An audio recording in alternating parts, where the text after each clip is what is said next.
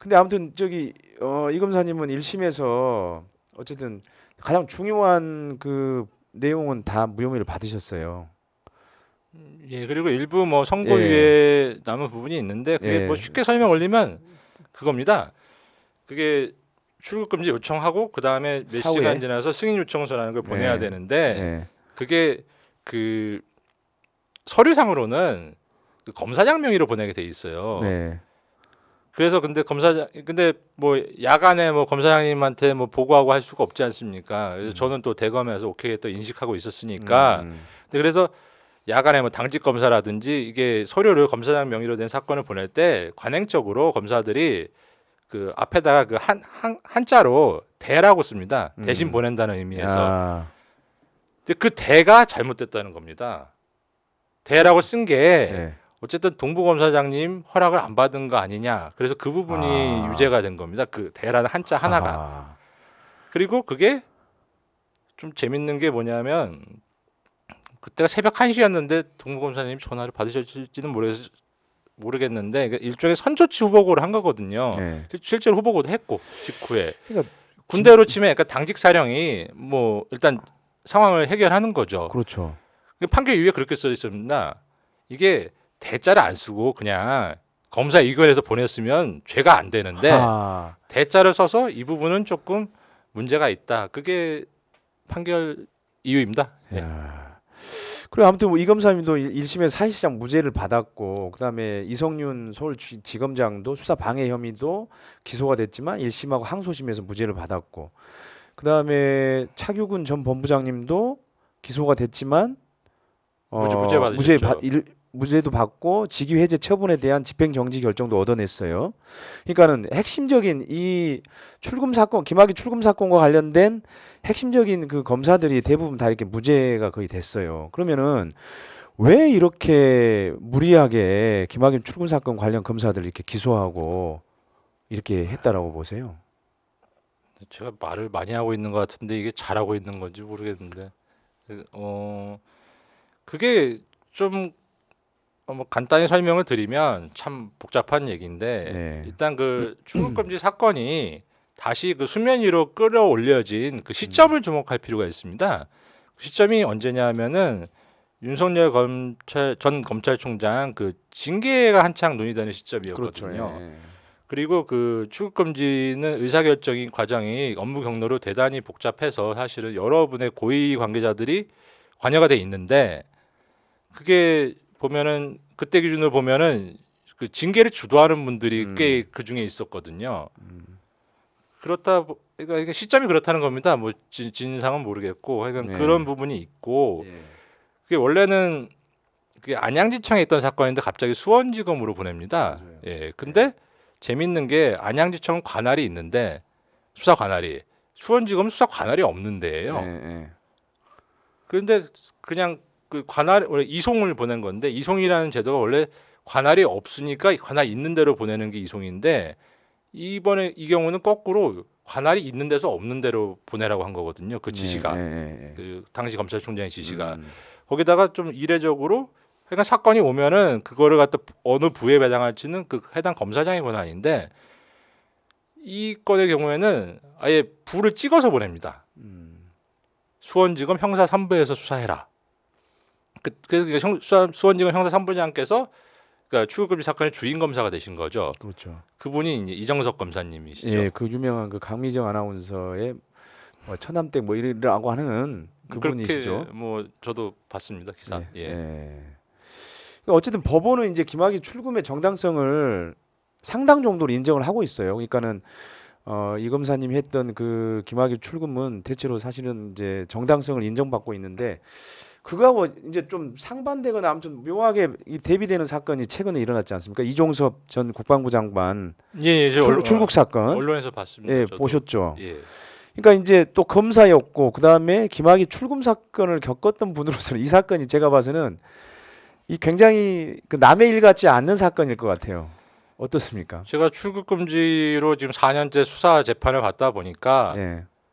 뭐 어쩌다 출국금지의 권위자 비슷한 위치에 올라온 것 같습니다. 그러면 그걸 이제 4년을 팠으니까요. 예, 해설을 잘 해주실 수 있겠네요. 그러면은.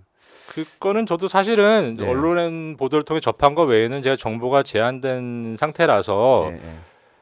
아주 뭐 그 사건 자체에 대해서는 말씀을 올리기가 좀 조심스러운데 예. 그 일단은 그 인명권자의 관점에서 보면은 예. 호주 대사라는 그 자리는 어쨌든 인명권자가 이게 인사권이 임명하는 있으니까. 인사권자가 예. 인사를 하는 자리인데 음. 그럼 적임자를 이렇게 발탁해서 보내는 거 아니겠습니까? 당연히 그래야죠. 외교관인데요. 근데 그분은 외교 관련 경력은 없죠. 제가 잘 몰라서 예, 없습니다. 그렇기도 하고 그분이 그 자리에 적임자가 되려면 그 전임자들이 어떤 분들이었는지를 보면 또 명확하지 않겠습니까? 제가 잘은 모르지만 네. 그래서 약간 국방부 장관 하셨던 분이 거기 적임자인가 약간 그런 의문이 들고요. 그리고 제가 좀 검사로서 실무 경험을 좀 말씀 올려보면 네. 저도 뭐 주로 특수 사건이라고 하죠. 뭐 뇌물 사건 같은 거 많이 수사를 해봤는데 하다 보면 이제 좀 어느 정도 이제 사건이 다져지지 않습니까? 네. 그러면 이제 강제 수사를 검토해야 되는 단계가 오죠. 음. 근데 그럼 수사 받는 분들도 그게 여러 경로로 뭔가 듣기도 하고 좀 그 감이라는 게 있거든요. 제가 몇 번 겪었던 일인데 좀 수사 받는 분들 중에서 갑자기 제주도로 이사 가시는 분들이 계세요. 조금 좀 설명을 드리면 이 수사라는 게 어쨌든 사람이 하는 거지 않습니까? 그렇죠. 예. 근데 예를 들어 제가 수도권에 있는 검찰청에서 그분을 열심히 수사하고 있고 네. 근데 갑자기 제주도로 이사를 가십니다. 그러면 실무적으로 여러 가지 문제가 생겨요. 네. 이제 압수수색을 나가려고 마음 먹었는데 압수수색은 사람들에도 꽤 여러 명이 가지 않습니까? 이게 배를 타고 가야 되는지 비행기를 타고 가야 되는지 그 판단이 안 서지 않습니까? 네. 비행기 타면 돈도 많이 드는데 수사비는 한정돼 있지 않습니까? 그러면 이제 압수를 하면 이제 또 이게 박스에 잔뜩 실어오잖아요. 압수수색이 예, 잘 예, 되면 예, 예. 그걸 보통은 이게 저희가 그냥 육지에서야 그냥 스타렉스 타고 가서 열심히 실어오면 되는데 예. 제주도에 가면은 이게 어떻게 실어올지도 이게 좀 굉장히 좀 난감한 상황이 되고 압수수색이 잘 되면 예. 그리고 보통 압수수색은 보통 아침 9시 정도에 들어가거든요. 예. 그럼 전날 미리 가서 자고 새벽에 일어나서 그 근처가 대기를 하고 있는 겁니다. 예. 제주도는 그 도대체 어떻게 가가지고 대기를 하고 그러면 하루 자면 그 수사 비용이 엄청나게 커지지 않습니까? 그래서 그렇게 제주도로 가면은 수사가 흐지부지 되는 경우가 많거든요. 예. 제주도도 그런데 그 호주로 가게 되면은 수사를 할 수가 없죠. 강제 수사를. 왜냐하면 호주에 가서 우리나라 뭐 공수처가 수사를 어떻게 합니까? 그 수사권이라는 건 주권의 문제이기도 하기 때문에 그게 가능하지가 않죠. 형사사법 공조라는 절차가 있지만 그렇죠. 그거는 사실 외교적인 것과 유사하기 때문에 서로 주고받아야 됩니다. 저희가 네. 국방부 장관 했던 분 관련 수사를 갖다가 호주 검찰에 요청하면 저희도 그만큼 들어줘야 되는 겁니다. 그만한 건을. 그러니까 쉽게 할 수 있는 것도 아니 시간도 되게 오래 걸리고 여러 문제가 발생합니다. 근데 그분은 그 언론 보도에 따르면은 휴대폰도 바꾼 걸 제출을 했고 네. 뭐 업무일지도 뭐 없어졌다고 하고 그러지 않습니까? 그 전형적으로 강제 수사 압수수색이 필요한 상황인데 예. 증거 인멸이죠, 사실은. 근데 호주가 계시면 그걸 도대체 어떻게 공수처가 한다는 건지 강제 수사를 한다는 건지 이해가 가지 않는 측면이 있고 네. 또 다른 관점에서 보면은 이게 좀 공수처가 잘 이해가 안 가요. 이게 수사라는 게 그분 관련자들이 굉장히 많은 수사지 않습니까? 이렇게 밑에서부터 이게 밑에 분부터 다져서 올라오는 수사란 말이죠. 그랬을 경우에는 그분이 수사가 시작된 지는 좀 몇 달 지났지만 아직 이종섭 그 전 장관님을 소환을 못했다는 거는 아직 수사가 준비가 덜 됐다는 거잖아요. 부를 준비가 그런 건데 이게 뭐 갑자기 호주 대사 임명됐다고 하니까 갑자기 불러서 조사를 합니다. 준비가 안 된 것으로 준비가 됐으면 진작 했겠죠. 준비가 안 돼서 조사를 못한 것으로 보여지는데 갑자기 불러 조사를 합니다. 4시간 조사를 했다고 하거든요. 솔직히 4시간이면은 가가지고 처음에 인정신문이라고 너 그렇죠, 직업은 뭐고 네. 뭐 재산은 얼마고 그거 물어보게 돼 있잖아요 법에. 그거 묻는데 이미 1시간 더 다 가거든요. 그냥 사실상 조사 신용이라고밖에 볼 수 없는 상황인데 그거를 해주고 또 그걸 그 조사를 한번 받았다는 근거를 해서 출국금지를 해제해주고 그리고 출국하셨지 않습니까? 그게 잘 그쵸. 이해가 안 갑니다. 네. 공수처가 뭐 자기네들은 그 출국금지 해제 관련된 논의에서 반대 의견을 개진했다고는 언론 보도에 나오던데 반대 의견을 개진했다면은 수사 필요성이 있으니까 출국금지 해놓은 거 아닙니까? 목적이 달성이 안 됐으면은 출국금지 해제됐으면 다시 뭐 출국금지 요청할 수 있는 것이고 더 근본적으로는 수사 필요성이 아직 해소가 되지 않았다면은 소환 조사를 굳이 한번 해가지고 빌미를 주면 안 되는 것이죠. 그러니까 약간 약속 대련이라고 하나요? 그런 소지가 좀 약속 대련 그렇게 예. 볼만한 소지도 없지는 않다고 생각합니다. 예.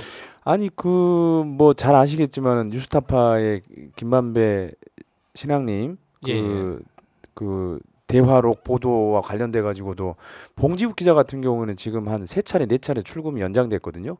그래서 4월 3일까지 출금이에요. 그러니까 그런 사건도 사실은 출금이 돼 있어요. 근데 사실은 이종섭 장관 같은 경우에는 굉장히 중대한 지금 사건이거든요. 이게 예. 그러니까 대통령하고도 연결될 수 있는 사건이기 때문에 대단히 중대한 그 사건인데도 불구하고 출금을 해제하고 출국할 수 있도록 해줬단 말이죠. 이거는 사실 뭐 도피라고밖에 볼 수 없는 거 아닌가요? 좀 수사했던 사람 입장에서는 좀 잘 이해가지 않는 상황이고 뭐 제 얘기 봉 기자님 뭐 네. 말씀이 나왔으니 제 얘기도 조금 하면 저도 사실은 수사 재판을 받으면서 2021년 1월달에 저도 출국금지가 됐습니다. 아 근데 저는 지금도 출국금지 상태입니다. 그럼 압색도 당하시고 출금도 당하시고 저는 열몇 차례 뭐 휴대폰도 다 주고 제가 쓰던 노트북도 다 가져가시고 아, 뭐 저한테 더 뭔가 뭐 확보할 일도 없고 또 일부 사건은 뭐 이게 이미 1심 판결도 났고 근데 조사도 14번이나 했고 재판도 몇십 차례 제가 성실히 다 한 번도 빠짐없이 출석을 했는데 왜 저를 출국금지 아직도 하고 계신지를 모르겠더라고요. 사실은 저도 애들이 둘이 있는데 요새 애들 사이에는 좀 일본 가서 뭐 좀 아기자기하고 뭐 그런 게 좀 요즘 유행이지 일본 많이 않습니까? 갑니다. 예. 저희 애들도 맨날 그 얘기 하죠. 그런데 애들이 사실 제 사건에 대해서 아직 잘 내용을 잘 몰라요. 근데 애들이 그러는 겁니다. 왜 저희 집은 제주도만 가냐고. 아 이거 상당히 씁쓸한 에피소드인데요. 근데 저도 아빠 된 입장에서 예. 참 이걸 속 시원하게 애들이 뭐 좀 뭐 머리가 굵어졌으면 그냥 예. 이렇다라고 말을 해주겠지만 좀 그런 상황도 못 되고 좀 마음이 그랬습니다. 아 예. 상당히 저도 사실은 마음이 아픈데요. 아니 그리고 1심에서 무죄도 나오고 했으면은 출금이 계속 그렇게 유지돼야 되나요? 그리고 제가 뭐 어디 사실은 증거도 다 비번도 다 알려주고 했지 않습니까?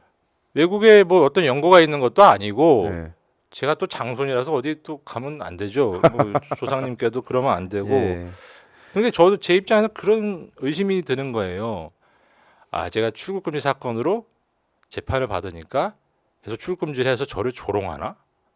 그런 생각도 저도 사람이니까. 아니 그리고 이미 검찰 조사는 14차례나 받았잖아요.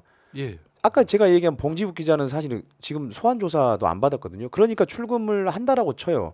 근데 여기 이 검사님은 검찰 조사를 압색부터 시작해서 그다음에 14차례 소환 조사까지 받았는데도 출금을 계속 한다는 거는 이거는 굉장히 문제 있는 거 아닌가요? 그러니까 뭐 조금 뭐 상식적으로는 수사 목적 달성은 이미 됐다고 보여지는데 왜냐하면 그러니까요. 달성한 것 아까 같은데요. 설명드렸듯이 출국금지라는 거는 그 사람이 있어야 조사가 형사 절차가 진행이 되니까 하는 건데 이미 다 진행이 됐는데 그러니까요. 예.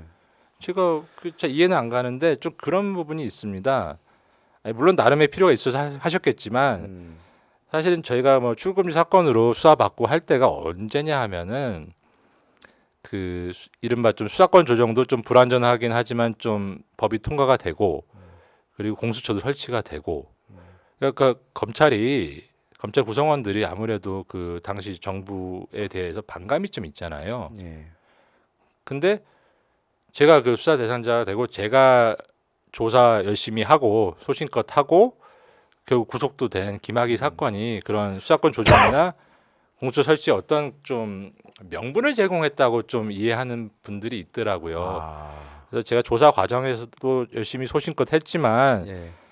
또 저를 좀 걱정해 주시는 분들은 저희 조직에 계신 분들은 아니 안 돌아올 건도 아닌데 꼭 안 돌아올 사람처럼 알만한 놈인데 너무 열심히 한다는 겁니다. 그런 좀 상황이 있었고 그러다 보니까 그 당시 정부에 대한 수사권 조정이나 공수처 설치를 좀 강력하게 추동했던 정부에 대한 좀 반감이 좀 굉장히 고조돼 있었는데 마침 제가 수사 대상자가 뭐 어떤 이유로 되니까 그 반감이 다 저한테 이게 쏟아진 제가 그걸 온몸으로 받은 좀 그런 측면이 있는 것 같습니다. 지금 좀 퇴고해 보면. 근데 아무튼 출금이 좀 해제가 돼서요. 자녀들하고 꼭 일본 여행 다녀오시기를 제가 기원 드리겠습니다. 오늘 사실 훨씬 더 많은 얘기를 더 듣고 싶었는데 시간들이 좀 많이 길어져서 여기서 마무리를 하도록 하겠습니다. 별장 성접대 특수강간 등의 혐의로 받았던 김학의 전 차관을 출금한 검사들을 기소하고 해병대 최상병 사망 사건 수사 외압 의혹의 핵심 피의자인 이중섭 전 장관은 출국시키는 검찰 법무부 그리고 윤석열 정부 이것이 과연 나라인가 이것이 과연 법치주의인가 사실 그런 의문이 또는 그런 분노가 치밀어 오르는 시간이었습니다. 오늘은 여기까지 하겠습니다. 이 검사님 나와주셔서 고맙습니다. 예, 불러주셔서 감사합니다. 감사합니다.